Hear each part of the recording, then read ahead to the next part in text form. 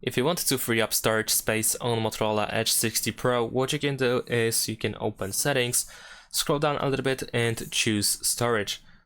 And over here we have the summary of our storage. We can see how much space is taken by each category, which can give us an idea of what we can get rid of.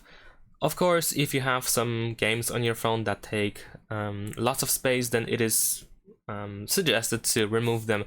You can go into each of these categories in order to find specific files that match this category. So you can try to find something that takes lots of space, and then you can decide if you want to remove it or not. Keep in mind that even if you remove something, most of the time you also have 30 days to recover those files, and also you can just permanently remove them from the trash, because if you decide to remove something, like I said, most of the time it goes to the trash, unless we are talking about apps that have been installed. In that case, if you uninstall these apps, then they are gone. But any other file can be stored in the trash, so you want to most likely go to the trash and empty the trash as well.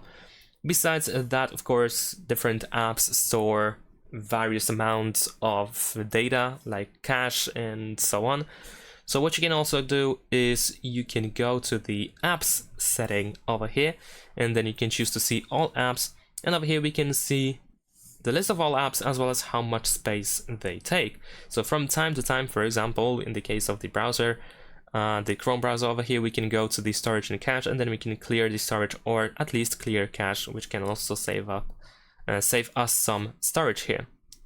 So definitely worth checking that out. Besides that, in the apps setting, we also have the unused apps. So here we can see the list of apps that have been barely touched by you in recent times. In my case, there is nothing here because I didn't have my phone for that long amount of time.